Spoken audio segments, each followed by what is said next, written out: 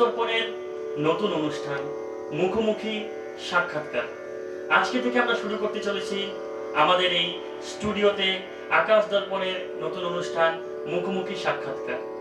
আজকে আমাদের যিনি বিশেষ অতিথি রয়েছেন আমাদের সকলের সুপরিচিত লামডিংয়ের স্বনামধন্য সঙ্গীত শিল্পী রতনলাল মজুমদার। আমরা আমাদের আজকে স্টুডিওতে পেয়ে গেছি রতনলাল মজুমদার মহোদয়কে। দাদা নমস্কার। নমস্কার। কেমন লাগছে আমাদের আজকে এই অনুষ্ঠানে এসে আপনার? প্রথমত আমি এই আকাশ দর্পণ যারা পরিচালনা করছেন তাদেরকে আমি ধন্যবাদ জানাই এবং আমি কৃতজ্ঞ। তো সমস্ত যারা দর্শকবৃন্দ আছে তাদের প্রত্যেকের প্রতি আমার ভালোবাসা ও শুভেচ্ছা ও অভিনন্দন জানাই। যাই হোক, তো আমাকে এখানে ওনারা অনুষ্ঠানে নিমন্ত্রণ করেছেন, আমি আসছি। এখন ওনারা যা বলবেন আমি করবো। অ্যাকচুয়ালি আমাদের এই অনুষ্ঠানের যে মূল উদ্দেশ্য যে প্রত্যেকের সঙ্গে সাক্ষাৎকার করা, ওনাদের এই সাংস্কৃতিক জগতে কিভাবে আসা হয়েছে সেই নিয়ে আমরা আলোচনা করব। তো প্রথমে আমরা জানতে চাইবো যে আপনার বাল্য জীবনটা কিভাবে কেটেছিল? বাল্য জীবন বলতে গেলে তো অনেক কথা বলতে হয়, যেমন খেলাধুলা, পড়ালেখাগুলি বলতে হয়, কিন্তু গানের জগতে যখন আমি আসি, আমি কিন্তু এমনিতেই এই শুনে শুনে গান করতাম। শুনে শুনে মান্না দে বা অন্যান্য যারা বিখ্যাত শিল্পী ছিলেন, শ্যামল মিত্র, মান্না দে, হেমন্ত মুখোপাধ্যায়, সন্ধ্যা মুখোপাধ্যায়, এদের সবাই গানের নকল করতাম। তখন তো আর গান অত বুঝতে পারতাম না ভালো করে, কিন্তু গান শুনতে ভালো লাগতো, গাইতে ভালো লাগতো, তাই গাইতাম। পরবর্তীকালে আমি যে কোনো একটা জায়গায় আমি যেতাম, বাজারে একটা দোকান ছিল, সে বৈদ্য টেইলার বলে নাম। ওনার এখানে লামডিংয়ের যারা পুরনো শিল্পী ছিলেন তারা ওখানে এসে আড্ডা মারত। তো ওইখানে বেনারস থেকে এক ভদ্রলোক আসছেন, তপলিয়া। তো উনি এসে সবার সঙ্গে মিলছেন। তখন ওইখানে আমারই এক ক্লাসমেট বন্ধু সুবিনয় চক্রবর্তী, এখন উনি নাই, মারা গেছেন। যাই হোক, উনি বললেন এই ছেলেটার গান শুনুন তো দেখি। তখন এই ভদ্রলোক আমার গান শুনলো, খালি গলায় গাইলাম। তখন বললো আপ গান শিখিয়ে তো আর আচ্ছা শিখনে শিখেগা। তখন থেকে আমি শুরু করলাম। তখন 1971 হবে, 1971-72 হবে। তখন আপনার বয়সটা কত ছিল? তখন আমার বয়স ছিল 17। তো যেটাই হোক, জানতে পেলাম যে আপনার পারিবারিকগতভাবে আপনার এই বিদ্যা না, আপনার নিজের ভগবানের গড গিফটেড এই বিদ্যাটা আর কি। না, গড গিফটেড তো কিছু থাকতেই হবে, গলা, আওয়াজ, সমস্ত কিছু এগুলি ঈশ্বরের দান থাকতে পারবে। গলার আওয়াজটা কিন্তু নকল করা যায় না, এটা যার যার রেওয়াজের ফলে যতটুকু হয়। গলার যে কণ্ঠের যে আওয়াজ, সেই কণ্ঠের যে আওয়াজ সেটা কিন্তু গড গিফটেড থাকে। যত বিখ্যাত গায়ক যতই হোক, সেটা কিন্তু ঈশ্বরের দান থাকে। তার গলার আওয়াজ, যেমন মান্নাদের গলার একরকমের আওয়াজ, শ্যামল মিত্রের গলার একরকম আওয়াজ, হেমন্তের একরকম গলার আওয়াজ। তো এই গড গিফটেড থাকে। এটা রেওয়াজের ফলে কি হয়, এটা সাবলীল হয় এবং স্বচ্ছ হয়, সুন্দর হয়, এই হয়। বাকি যেটা আওয়াজ আছে সেটা থাকবে। তারপরে আমি তো আস্তে আস্তে গুয়াহাটিতে, প্রথম আমি এখানে স্বর্গীয় শ্রদ্ধেয় গুরু মতিলাল মজুমদারের কাছে আমি প্রথম হাতে করে দিলাম। এরপরে আমি গুয়াহাটিতে চলে গেলাম, ওনার কাছে 6 মাস আমি ক্লাস করেছিলাম। 6 মাস পরে আমি চলে গেলাম Guwahati Assam music college. Assam music college তখন 1973।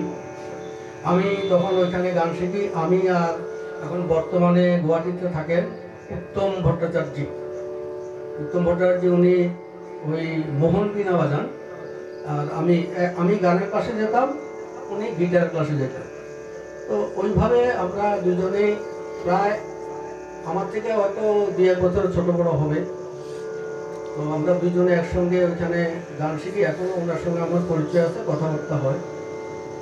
তো যাই হোক, তো তারপরে তো আমি ওইখানে প্রায় 14 বছর গান শিখলাম, ওইখান থেকে বিশারদ পাশ করলাম। তারপরে চলে গেলাম দামোদর বরা। দামোদর বরা স্যার, উনি প্রসন্ন বিদ্যাপীঠ উলুবাড়িতে থাকেন, ক্লাস করেন আর কি ওইখানে। তো ওইখানে আমি কিছুদিন ক্লাস করলাম, প্রায় 2-3 বছর মতো ক্লাস করলাম। তারপরে আমি চলে গেলাম আপনার শিবেন ব্যানার্জি স্যারের কাছে। শিবেন ব্যানার্জি স্যারের কাছে আমি 10 বছর গান শিখলাম। তারপরে চলে গেলাম আমি পূর্ণা দত্তের কাছে। পূর্ণা দত্ত ম্যাডাম, ওনার এখানে আমি নিপুণ পাশ করলাম। নিপুণ পাশ করার পর আমি চলে গেলাম কলকাতা, টালিগঞ্জ শ্রদ্ধেয় স্বর্গীয় অরুণ ভাদুরী স্যারের কাছে আমি গান শিখলাম। ওইখানে প্রায় 5 বছর মতো গান শিখলাম। তো তারপরে এরপরে 2005, তখন 2005, তারপরে আমি এরপরে আর বাইরে যাওয়া শিখিনি। এরপরে আমি লার্নিংয়ে আছি। এরপরে আমার এই শিক্ষা এই পর্যন্ত প্রায় 40 বছরের মতো আমি গানের পিছনে দৌড়াদৌড়ি করেছি। আর শিখছি, যে যা শেখার শিখছি, যতক্ষণই আমার সাধ্যে কুলিয়েছে ততক্ষণে আমি শিখছি। অবশ্যই, যে প্রত্যেকটা জিনিসের প্রতি যে শ্রদ্ধা ভালোবাসা থাকলে যে একটা মানুষ কতদূর এগিয়ে যেতে পারে, তারই আপনি একজন দর্শনীয় হয়ে আছেন। তো স্যার, আমি আপনাকে অনুরোধ করব, যেহেতু আপনি প্রথমে মান্নাদের কথা বলেছেন, সকলের সুপরিচিত মান্নাদের, স্বর্গীয় মান্নাদের, তো ওনার গাওয়া একটা গান যদি আমার দর্শকের কাছে আপনি তুলে ধরেন, আমরা খুব আনন্দিত হব। আমি আজীবন শুধু ভুল করে গেছি, আমি আজীবন শুধু ভুল করে গেছি। রাত্রির কাছে সূর্য চেয়েছি, লেখা স্বরলিপি আশা করে গেছি। স্বপ্ন বীণার কাছে হায় হৃদয় চেয়েছি, তোমার মতো হৃদয় হীনার কাছে হায় রে হায়, হৃদয় হীনার কাছে।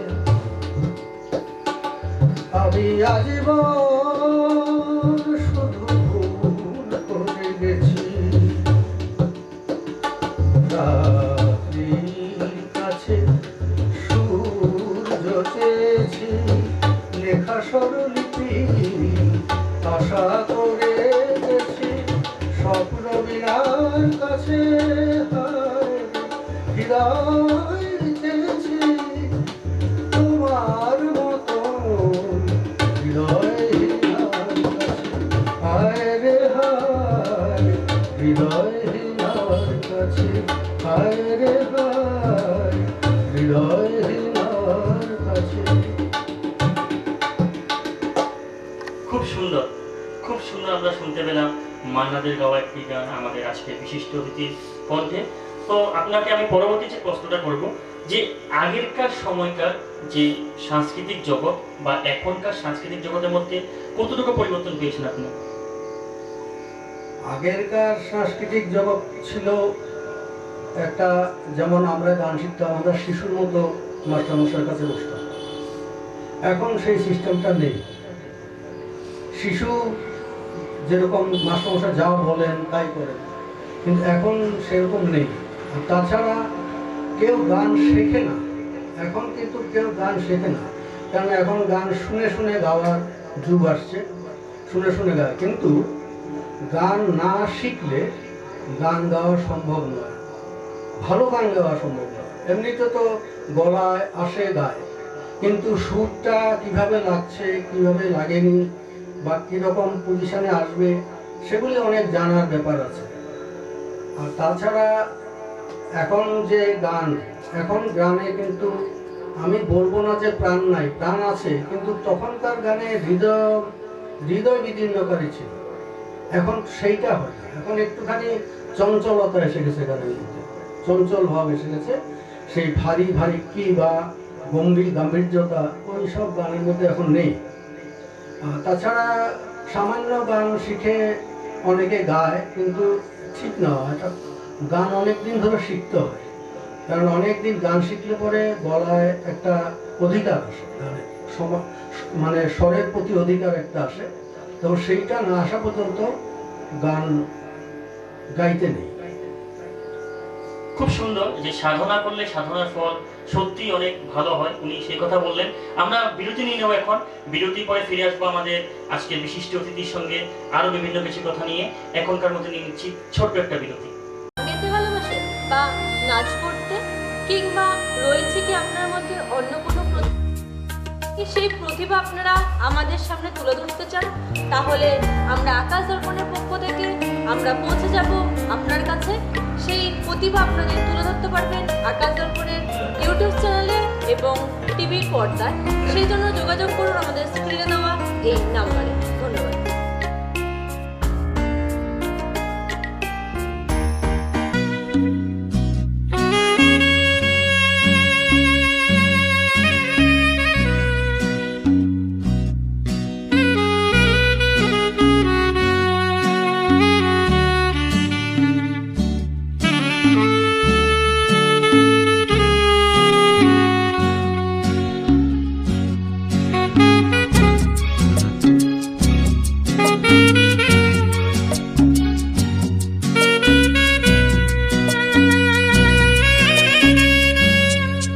ফিরে আসছি আমরা বিরতির পরে। আমাদের আজকের বিশিষ্ট অতিথির সঙ্গে আমরা কিছু কথা বলে নেব। তো প্রথমে আমরা শুনতে পেয়েছিলাম ওনার থেকে মান্নাদের গাওয়া একটা অসাধারণ সুন্দর গান। আমি দাদাকে অনুরোধ করব আপনার পছন্দ মতন আমাদের দর্শকের জন্য যে একটি গান গান, আমার খুব আনন্দিত হব। আমি সত্যিনাথ মুখোপাধ্যায়ের একটা গান গাইছি, অনেক পুরনো গান, আমি গাইছি। এমন অনেক কথাই বলো তুমি, মন থেকে যা বলো না। এমন অনেক কথাই বলো তুমি, মন থেকে যা বলো না। আবার অনেক তোমার সত্যি কথা আমি ভাবি ছড়ো না। এমন অনেক কথাই বলো তুমি, মন থেকে যা বলো না। এমন অনেক কথাই বলো তুমি, মন থেকে যা বলো না। আবার অনেক তোমার সত্যি কথা আমি ভাবি ছড়ো না। এমন অনেক কথাই বলো তুমি, মন থেকে যা বলো না।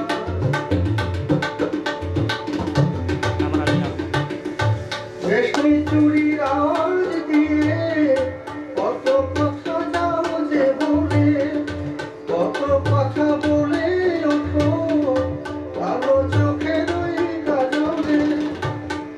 আবার কত কথা বলি বলি, করেও কিছু বলো না। আবার কত কথা বলি বলি, করেও কিছু বলো না। এমন অনেক কথাই বলো তুমি, মন থেকে যা বলো না।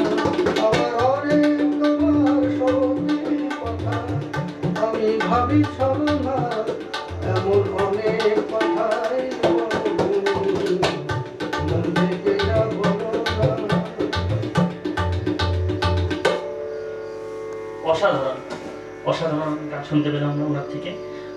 যদিও আমাদের সময় অনেক কম, কিন্তু আমরা কিছু কথায় ফিরে যাব। সাংস্কৃতিক জগতের দিকে দেখা যায় যে বিভিন্ন সময় বিভিন্ন প্ল্যাটফর্মে আমাদের বিভিন্ন ছাত্ররা বা বিভিন্ন ছেলেমেয়েরা যায়। তো সেই বিষয়ে কি বলবেন, যে প্রত্যেকটা প্ল্যাটফর্মে গিয়ে গান করাটা বা নাচ করাটা দিকে আপনি কতটুকু এটাকে মানে প্রায়োরিটি দেন? আমি যা দেখি যে মানে যেটা বলে, মানে বাংলাতে একটা প্রবাদ আছে, বদ্র আটুনি ফসকা গেল। খুব জোরে সোরে বান দেয়, কিন্তু গেরোটা যেটা গেরো দেয় এটা বড় হালকা দেয়, মাটিতে পড়লে খুলে যায়। সেরকম আর কি আজকাল গান বাজনা এরকম হয়েছে। গান শিখতে আসে, কিন্তু 1-1.5 বছর গান শিখেই মনে করে বাস সে গায়ক হয়ে গেছে, বাস শেষ, গান শেখা শেষ হয়ে গেল। এরকম গান শিখলে তো তাহলে আর গান কি গাইবে? তাহলে তো আর গান গাওয়া যাবে না। ওই শুনে শুনেই গান গাওয়া এখন চলছে, এটাই। ওই ক্লাসিক্যাল শেখার মতো আমার জীবনে তো আমি সেরকম লার্নিংয়ে সেরকম মানুষ দেখিনি। ক্লাসিক্যাল শেখে অনেকদিন ধরে শিখছে, এরকম শিখিনি। বিশারদ পাশ করলো, বাস গান শেখা শেষ হয়ে গেল। এরকমই প্রায় দেখা যায়। প্রত্যেকটি সঙ্গীত শিল্পীর মধ্যে দেখা যায় যে বিভিন্ন জায়গায় স্টেজ পারফর্ম করতে গেলে বা বিভিন্ন অনুষ্ঠান করতে গেলে কিছু একটা ইনসিডেন্ট বা কিছু ঘটনা, ভালোই খারাপ যেটাই হোক, আমরা খারাপটা বিষয়ে আলোচনা করবো না, তেমন কিছু যদি ভালো ঘটনা থাকে আপনি আমাদের সাথে শেয়ার করতে পারেন আমার দর্শকের জন্য। আমার জীবনে একবার এই গুয়াহাটিতে আমি যখন গান গাই, এই সিক্স ক্লাবে, মালিগাঁও সিক্স ক্লাবটা হচ্ছে এই ঠিক রেস্ট ক্যাম্পের এই দুর্গা প্যান্ডেলটার পাশেই। তো সেখানে একবার আমাদের ইনভাইট করলো, আমি তখন শিবেন ব্যানার্জি স্যারের কাছে শিখি, সেখানে ইনভাইট করলো, সেখানে আমি গান গাইলাম। তো সেখানে লামডিংয়ের গৌতম চক্রবর্তী তবলা বাজায়, ওনাকে নিয়ে গেলাম। তো আমরা স্টেজে উঠলাম, তো স্টেজে উঠে আমি গান ধরলাম। তো সেখানে একটা সিস্টেম কি, ওই দুর্গাপূজায় চলতে থাকে আর প্যান্ডেলে গান হতে থাকে। তো মানুষ দুর্গাপূজাও দেখে আবার প্যান্ডেলের গানও শুনে। তো কি হয়, একবার দলে দলে মানুষ আসে, যেমন 20-25 জন একসঙ্গে আসলো, দেখলো, গান শুনলো, চলে গেল। এরকম আমি যখন গান গাইতে উঠেছি তখন প্রায় 30-40 জন মতো মানুষ এসেছিল, এসে পূজা দেখে গান শুনে, তো আমার গানটা শুনে শুরু করলাম আর কি। তখন যেই শুরু করলাম তেমনি লোক আর গেল না, দাঁড়িয়ে গেল। তো আমি ওইখানে গাইছিলাম আমি যে জলসা করে। এই গানটা গাওয়ার পরে মানুষ আমাকে নামতে দেয় না, বলে আপনি আবার গাইতে হবে।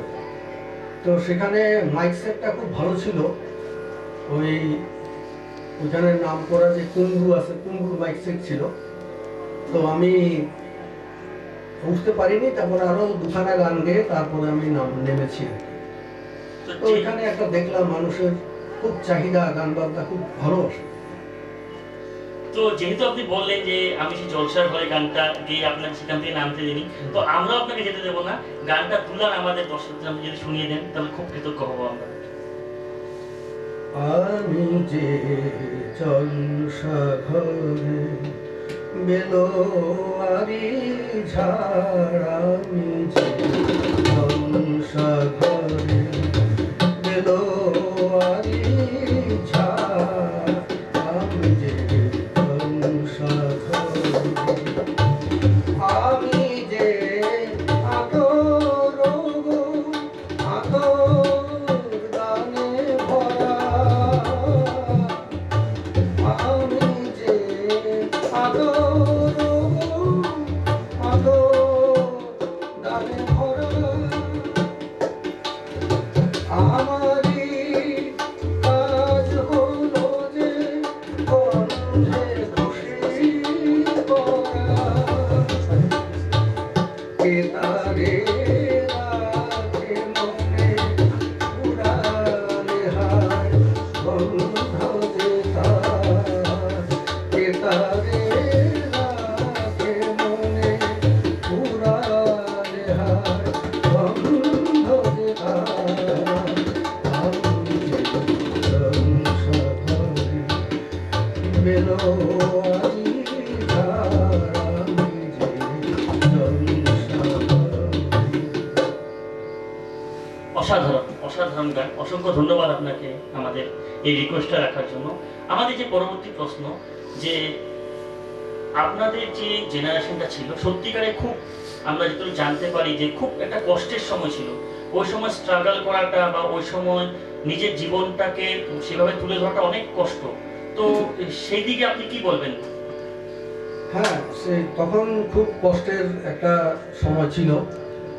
সেই টাকা পয়সার খুব অভাব ছিল মানুষের, যেমন মানে আমাদের ছিল তেমনি যারা শিল্পী ছিল তাদেরও ছিল, যাদের কাছে গান শিখতাম তাদেরও ছিল।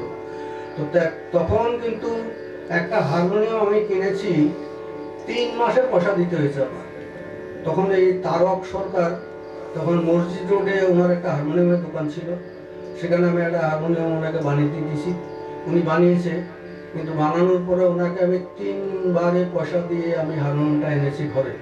যাই হোক, তাছাড়া তখন গানের টিউশনি রেট ছিল 15 টাকা। এই 15 টাকা দেওয়ার ক্ষমতাও ছিল না, এরকম একটা অবস্থা। যাই হোক 2 মাস 3 মাস পরে মাস্টারমশাইকে পয়সা দিতাম। তো সেরকম একটা সময় ছিল। আর তাছাড়া গান বাজনা তখন শুনে গান গাওয়াটা খুব কম ছিল। এখন যেটা হয়েছে, এটা বিশেষ করে হয়েছে এই যে রিসেন্টলি যে সমস্ত মোবাইলের যে প্রচলন হলো, তারপরে এইগুলি শুরু হলো। এর আগে কিন্তু গান শিখতো মানুষের। তো আমাদের সময় যেমন আমার কলোনিতে, আমি রিলিফিয়ারে ছিলাম, সেখানে গান গাইতাম শুধু আমি একলা, আর অন্য কাউকে তো গান গাইতে দেখি নাই। তার মানে খুব কমই মানুষ গান শিখতো। ক্লাসিক্যাল, আমি ক্লাসিক্যালের কথা বলছি। এমনি তো অনেকে গান গাইতো, গান করতো।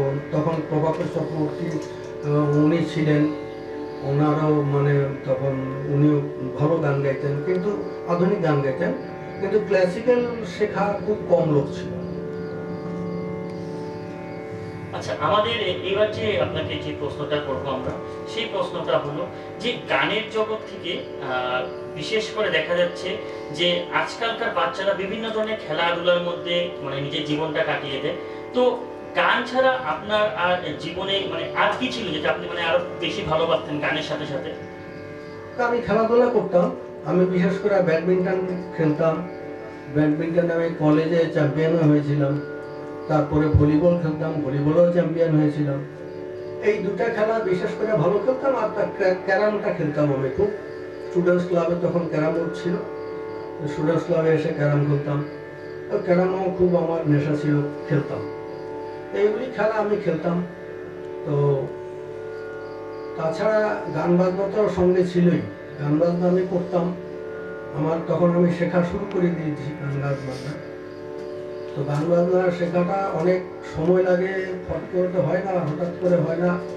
আর তাছাড়া অনেক সময়ের দরকার হয়। ধৈর্য না থাকলে গান বাজনা হবে না, কারণ ধৈর্য থাকতে হবে, ধৈর্য রাখতে হবে। আমরা নিয়ে নিচ্ছি একটি ছোট্ট বিরতির পর ফিরে আসবো আমরা আমাদের আজকের বিশিষ্ট অতিথির সঙ্গে পরবর্তী অনুষ্ঠানে কথাবার্তা নিয়ে। এখনকার মতো নিয়ে নিচ্ছি বিরতি। গাইতে ভালোবাসেন বা নাচ করতে, কিংবা রয়েছে কি আপনার মধ্যে অন্য কোনো সেই প্রতিভা আপনারা আমাদের সামনে তুলে ধরতে চান, তাহলে আমরা আকাশ দর্পণের পক্ষ থেকে আমরা পৌঁছে যাব আপনার কাছে। সেই প্রতিভা আপনাদের তুলে ধরতে পারবেন আকাশ দর্পণের ইউটিউব চ্যানেলে এবং টিভির পর্দায়। সেই জন্য যোগাযোগ করুন আমাদের স্ক্রিনে দেওয়া এই নাম্বারে। ধন্যবাদ।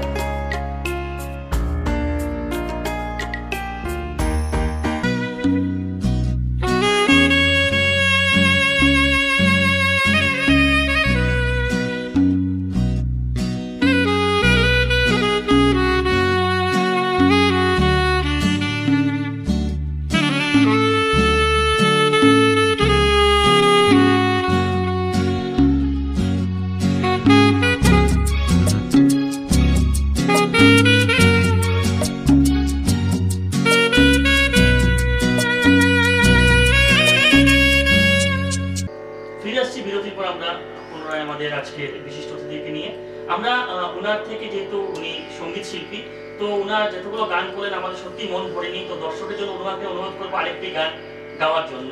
তারপরে আমরা আজকের মতো প্রোগ্রাম আমরা এখানে সমাপ্ত করব। ওনাকে অনুরোধ করবো একটা শেষ গান আমাদের দর্শকের জন্য তুলে ধরার জন্য। সবাই তো সুখী হতে চায়, তবু কেউ সুখী হয়, কেউ হয় না। জানি না বলে যাবো কি সত্যি কিনা, জানি না বলে যাবো কি সত্যি কিনা। কপালে সবার নাকি সুখ হয় না, সবাই তো সুখী হতে চায়। আশায় আশায় তো এই আমি থাকি, যদি আসে কোনো দিন সেই সুখ পাখি। আশায় আশায় তো এই আমি থাকি, যদি আসে কোনো দিন সেই সুখ পাখি। এই যে থাকা প্রাণে হয় না, সবাই তো সুখী হতে চায়।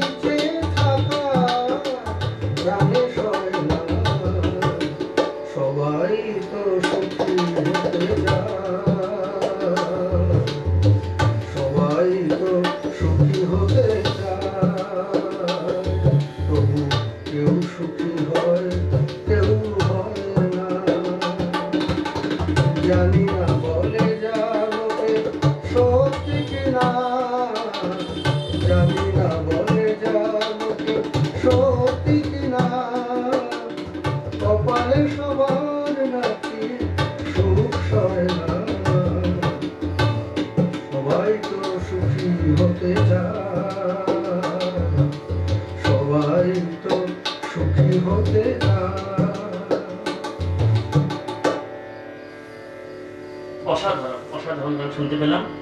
যেহেতু আমাদের সময় কম, সত্যি আমাদের ইচ্ছে করছে না, কিন্তু সময় সকলকে মেনে চলতে লাগবে। তো আজকের মতো আমাদের আজকের বিশিষ্ট অতিথির সাথে আমরা এখানে বিদায় নিচ্ছি, এবং আগামী দিন আবার দেখা হবে আপনাদের সামনে আরো কিছু বিশিষ্ট অতিথিকে নিয়ে আমাদের অনুষ্ঠান মুখোমুখি সাক্ষাৎকার। আমাদের আকাশ দর্পণের পরিবারের পক্ষ থেকে স্যারকে একটা ছোট্ট একটা উপহার দিচ্ছি আমরা, এবং ওনার জীবনের শুভ মঙ্গল কামনা করছি আমাদের চ্যানেলের পক্ষ থেকে। আমিও চ্যানেলকে অশেষ ধন্যবাদ আমাকে এখানেও আসতে বলার জন্য এবং সাক্ষাৎ করার জন্য।